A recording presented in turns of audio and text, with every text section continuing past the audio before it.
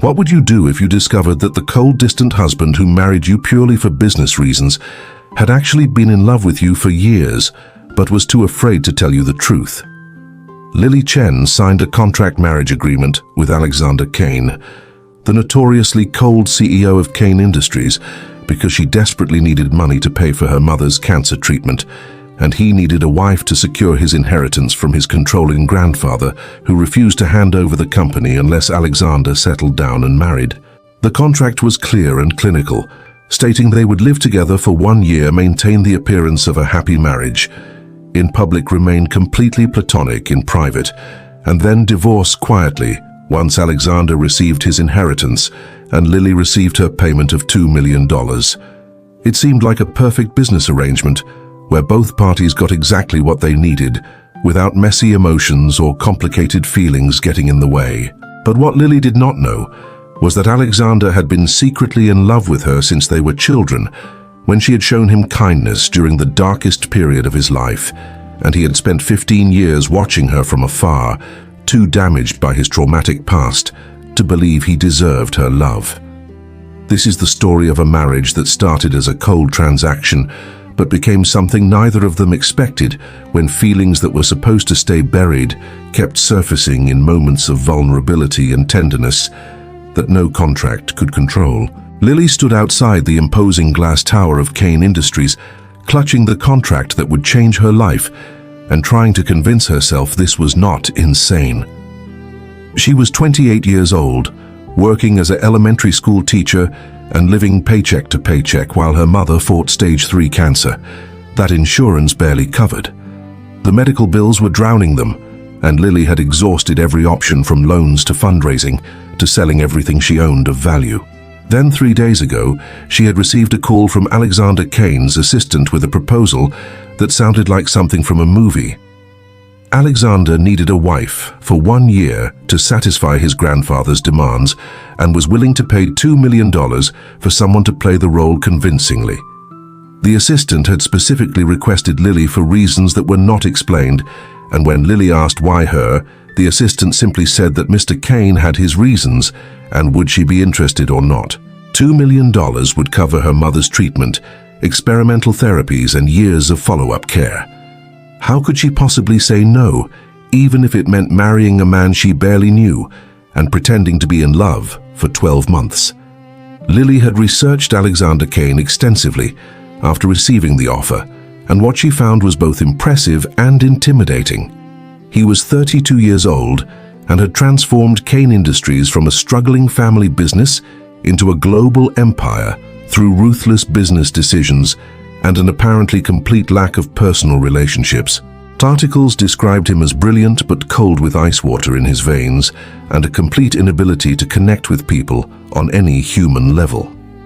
He had never been photographed with a romantic partner, and rumors suggested he was either asexual or simply too focused on business to bother with emotions.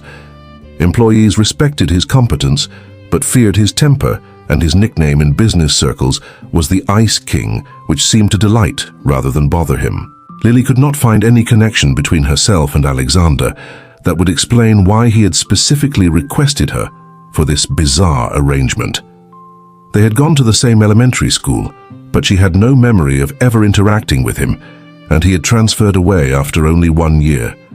That was their only potential connection, and it seemed too thin to explain why he would choose her specifically out of all the women in the city who would probably accept this offer. The assistant led Lily to Alexander's office on the top floor, where floor-to-ceiling windows overlooked the entire city, making her feel small and out of place in her modest teacher clothes. Alexander stood with his back to her, looking out at the view, and when he turned, Lily felt her breath catch because photos had not captured how striking he actually was. He was tall, with sharp aristocratic features and dark eyes that seemed to calculate everything they observed. His tailored suit probably cost more than she made in 6 months, and he carried himself with the kind of confidence that came from always being the smartest person in any room. He gestured for her to sit without any greeting or small talk and slid the contract across his massive desk. His voice when he spoke was deep and completely devoid of warmth as he explained the terms in the same tone someone might use to discuss a merger. They would marry within the week, live together in his penthouse, appear together at necessary social events, and maintain the fiction of a loving relationship for his grandfather and the media. In private, they would live separate lives with separate bedrooms and no expectations of intimacy or emotional connection. After 1 year, they would divorce quietly.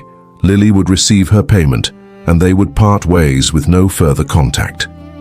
Lily read through the contract carefully, noting clauses about confidentiality and behavior and public appearances. Everything was spelled out in legal language that removed any hint of humanity from what should have been an intimate relationship. She asked Alexander directly why he had chosen her specifically for this arrangement, and his expression flickered with something she could not identify before returning to its usual coldness. He said simply that he needed someone trustworthy who would not develop unrealistic expectations about their arrangement, and her background check had indicated she was honest, reliable, and desperately needed money, which made her perfect for his purposes. The answer felt incomplete, but Lily was in no position to push for more information when $2 million was on the table. She asked if she could have 24 hours to think about it, and Alexander nodded curtly, saying that was acceptable, but he needed her answer by noon tomorrow because time was limited. Lily left his office feeling like she had just had a business meeting rather than a conversation about marriage, and wondering what kind of person could discuss matrimony with the emotional investment of someone buying office supplies. That night, Lily sat with her mother in the hospital and tried to explain the offer without making it sound completely insane. Her mother, who had always been practical and protective, was surprisingly supportive, saying that if this man was offering life-saving money for 1 year of pretending, then Lily should absolutely take the deal. She pointed out that people stayed in real marriages that made them miserable for decades, so 1 year of a fake marriage for millions of dollars was actually a bargain comparatively. Her mother also noted something that Lily had not considered, which was that Alexander Kane must have very specific reasons for choosing her, and those reasons might become clearer over time. Lily wanted to ask what her mother meant, but the nurse came in with medications and the moment passed. The next morning, Lily called Alexander's assistant and said she would sign the contract. 3 days later, she stood in a courthouse, wearing a simple white dress she had bought on sale, and married Alexander Kane in a 5-minute ceremony with his assistant and lawyer as witnesses. Alexander slipped a platinum wedding band on her finger that probably cost more than her car, and kissed her briefly for the sake of the photographer his grandfather had insisted attend. His lips were cool, and the kiss was perfunctory, and Lily felt absolutely nothing except the surreal awareness that she had just married a stranger for money. Moving into Alexander's penthouse was like stepping into a different universe where everything was expensive and cold and designed for aesthetic impact rather than comfort. Her bedroom was larger than her entire previous apartment, with its own bathroom and walk-in closet that Alexander's assistant had already filled with designer clothes in her size. Alexander had explained that she needed to look the part of a billionaire's wife and had hired a stylist to create an appropriate wardrobe. Lily felt like she was playing dress-up in someone else's life as she tried on clothes that cost more than she used to make in a month. The penthouse had clear boundaries, with Alexander's bedroom and office on one side and her space on the other, and a shared living area where they were expected to spend time together when his grandfather made his frequent unannounced visits. Alexander's grandfather, William Kane, was 85 years old and sharp as a blade despite his age. He had built Kane Industries from nothing and was determined to see it continue as a family legacy. He made it clear during his first visit that he was watching them carefully and expected to see genuine affection and eventually grandchildren before he would fully sign over control of the company. The first month of the marriage was awkward and transactional, with Lily and Alexander navigating around each other like polite strangers sharing a hotel. They had breakfast together because the housekeeper expected it and made small talk about weather and news that revealed nothing personal about either of them. Alexander left for work early and came home late and spent his evenings in his office, while Lily tried to adjust to a life of luxury that felt empty despite its material abundance. She continued teaching because the contract allowed her to maintain her career, and she needed something real and meaningful to ground her in this strange new existence. Her colleagues noticed her new clothes and wedding ring and asked about her whirlwind marriage to a billionaire, and Lily performed the role of happy newlywed with stories about romantic gestures that never happened. The only time Alexander showed any warmth was when his grandfather visited, and then he would suddenly become attentive, holding her hand and smiling at her and asking about her day like he actually cared. The transformation was jarring, and Lily wondered how someone could turn emotions on and off like a switch for an audience. But small moments began to crack Alexander's carefully maintained facade in ways that confused Lily and made her wonder who he really was beneath the ice. She noticed that he made sure her favorite tea was always stocked, even though she had only mentioned once that she preferred jasmine. He had arranged for a car service to take her to and from school, even though the contract did not require it, claiming it was for appearances. But the driver reported directly to Alexander and seemed instructed to ensure her safety. When Lily caught a cold, Alexander appeared in her room with medicine and soup that he claimed the housekeeper had prepared, but she later learned he had personally gone to the store at midnight to buy specific brands. These small acts of care did not match the cold, distant persona he maintained, and Lily started watching him more carefully, trying to reconcile the man who treated their marriage like a business merger with the man who seemed to notice and care about details of her comfort and well-being. She caught him watching her sometimes when he thought she was not paying attention, and his expression held something that looked almost like longing before he would notice her notice, and his face would shutter back to its usual blankness. 4 months into their contract marriage, Lily's mother's health took a sudden turn for the worse, and Lily received a panicked call from the hospital saying she needed to come immediately. She was sitting in the penthouse living room when the call came and must have made some sound of distress because Alexander appeared from his office within seconds, asking what was wrong. Lily explained through rising panic that her mother was in crisis and she needed to get to the hospital right away. Alexander did not hesitate or offer empty reassurances, but simply grabbed his keys and said he would drive her.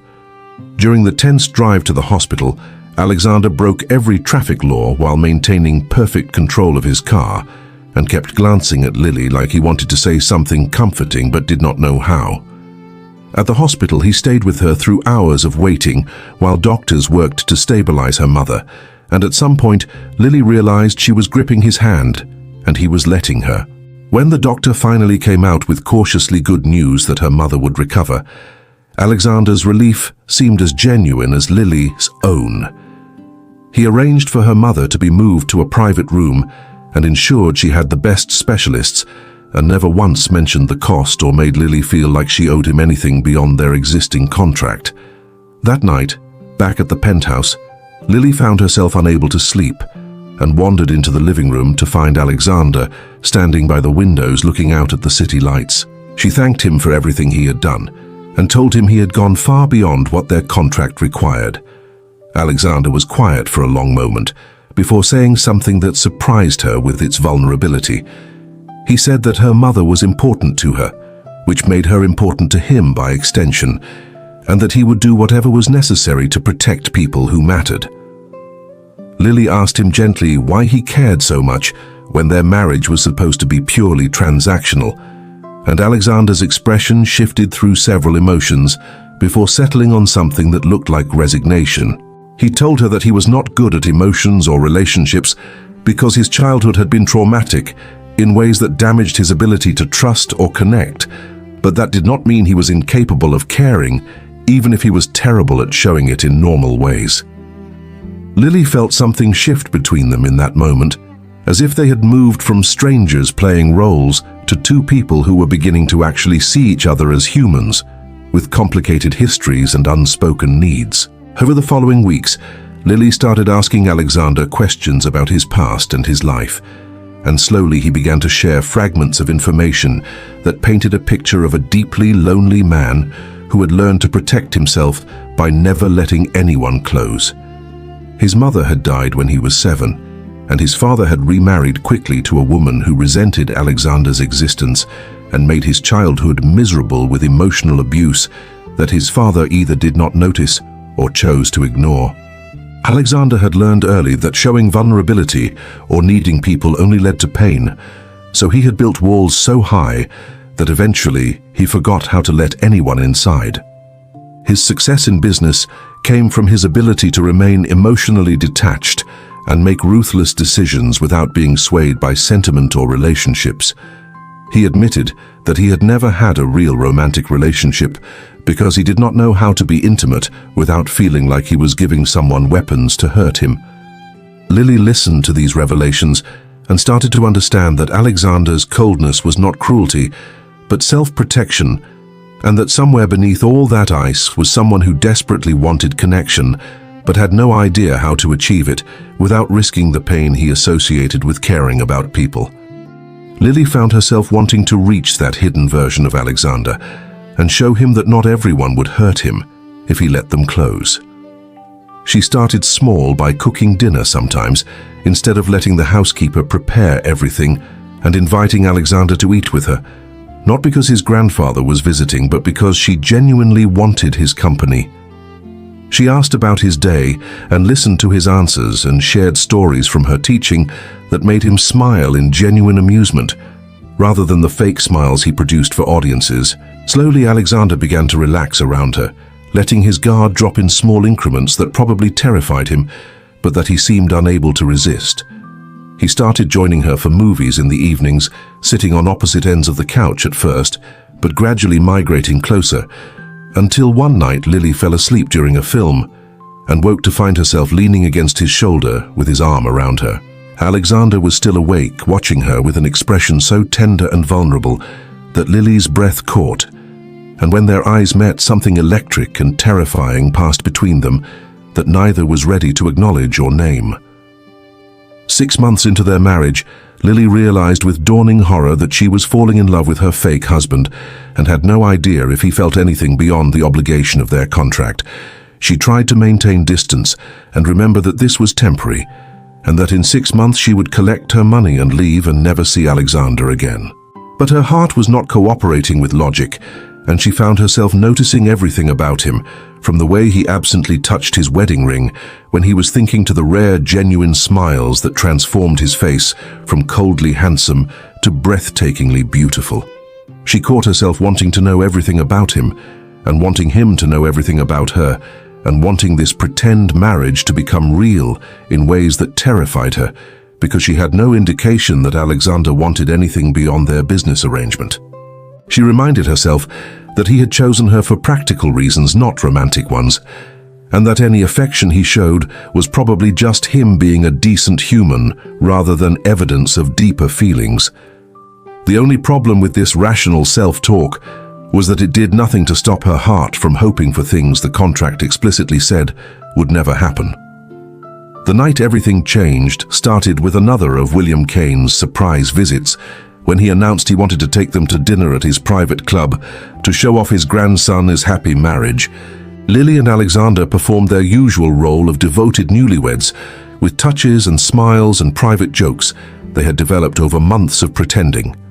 But that night, William looked at them with shrewd eyes and said something that made both of them freeze. He told them that he knew their marriage had started as an arrangement because he was old, not stupid, and he had pushed Alexander into this corner deliberately. He said he had been testing whether Alexander was capable of letting someone close, and whether the right woman could break through his grandson. Self-imposed isolation. He told them that what had started as pretense had clearly become something real, whether they were ready to admit it or not, and that he would be signing over the company immediately because he had gotten what he actually wanted, which was to see Alexander finally happy and connected to another human being. After William left Lily, and Alexander sat in the back of the car in stunned silence, both processing the revelation that their act had apparently become transparent because real feelings had replaced performance. Back at the penthouse, Alexander poured himself a drink and stood by his usual window looking out at nothing, while Lily waited for him to say something about what his grandfather had observed. Finally, Alexander spoke without turning around, and his voice shook slightly as he said something that changed everything between them. He told Lily that their marriage was not random, and he had not chosen her for practical reasons, but because he had been in love with her since they were 9 years old when she had found him crying in the school library after his mother's funeral, and had sat with him in silence because she understood somehow that he needed presence, not words. He said he had never forgotten her kindness and had spent years wondering what happened to the girl with sad eyes who had shown him compassion when he had none for himself. When he tracked her down years later and learned about her mother's illness, he had seen an opportunity to finally have her in his life, even if it was through an artificial arrangement that protected him from the vulnerability of admitting his feelings. He said he had convinced himself he could keep things businesslike and controlled, but spending every day with her had destroyed every defense he had built. And now he was terrified, because loving someone meant giving them power to hurt him in ways he had spent his entire adult life trying to avoid. Lily crossed the room and took the drink from Alexander's hand and set it aside before taking his face in her hands and making him look at her. She told him that she remembered that day in the library and the sad boy who had tried so hard not to cry in front of a stranger. She said she had wondered about him over the years and hoped he had found happiness, even though she never imagined she would see him again. She admitted that she had fallen in love with him somewhere between his midnight medicine runs and his careful attention to details about her preferences, and his terrible attempts to be emotionally available despite having no framework for how that worked. She told him that she was equally terrified because she had agreed to a business arrangement and had accidentally fallen for the complicated, damaged, brilliant man beneath the cold exterior. Alexander's expression cracked completely, and he kissed her with 15 years of longing and 6 months of restraint, dissolving into desperate need and genuine connection. When they finally broke apart, both breathing hard, Alexander asked if they could renegotiate their contract, because the terms about platonic distance and inevitable divorce no longer reflected what he wanted from their relationship. Lily laughed and cried and said that sounded perfect, and maybe they could replace the contract with something that looked more like an actual marriage built on love rather than obligation. The remaining 6 months of their original contract became something entirely different, as Lily and Alexander learned how to be authentically married rather than performing marriage for an audience. Alexander was awkward and uncertain about emotional intimacy in ways that were sometimes frustrating, but also endearing because he was trying so hard to be vulnerable despite decades of conditioning that had taught him to protect himself above all else. He told Lily about his childhood and his fears and his dreams in halting conversations that clearly cost him effort, but that he pushed through because she mattered more than his comfort. Lily shared her own wounds and insecurities, including her fears about her mother's health and her concerns that she was not sophisticated enough for Alexander's world. They had fights about communication and boundaries and learning each other's emotional languages, but they always worked through them because both were committed to building something real rather than giving up when things got difficult. Alexander's grandfather watched their genuine transformation with satisfaction and told Alexander privately that sometimes the best things came from situations that started for wrong reasons but evolved into exactly what was needed. When the 1-year mark of their contract marriage arrived, Lily and Alexander sat together and formally burned the original agreement because it no longer represented who they were or what they wanted. Alexander presented Lily with a new ring that he had designed himself, incorporating both their birthstones, and asked her to marry him again, but this time for real, with vows they wrote themselves and meant with everything they had. Lily said yes through happy tears, and they planned a small intimate ceremony with only people who mattered, including Lily's mother, who was in remission and healthy enough to attend. The second wedding was nothing like the cold courthouse transaction that had started this journey. Alexander's vows were vulnerable and honest about his fears and his love and his gratitude that Lily had been patient enough to wait for him to learn how to be the partner she deserved.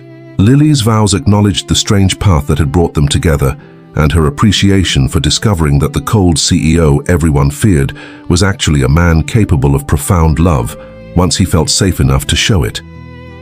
Their kiss at this wedding was nothing like the perfunctory touch from a year ago, but instead was filled with genuine emotion and promise, and the knowledge that they had both found something neither had been looking for, but both desperately needed.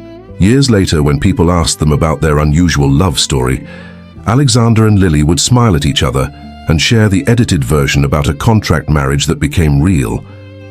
But between themselves, they acknowledged the full, complicated truth, which was that sometimes protection mechanisms disguised as coldness were actually just fear wearing armor, and sometimes the person who seemed least capable of love was actually someone who felt too deeply and had learned that caring led to pain. Alexander had needed someone patient enough to see past his defenses and brave enough to stay while he learned to dismantle walls he had spent decades building.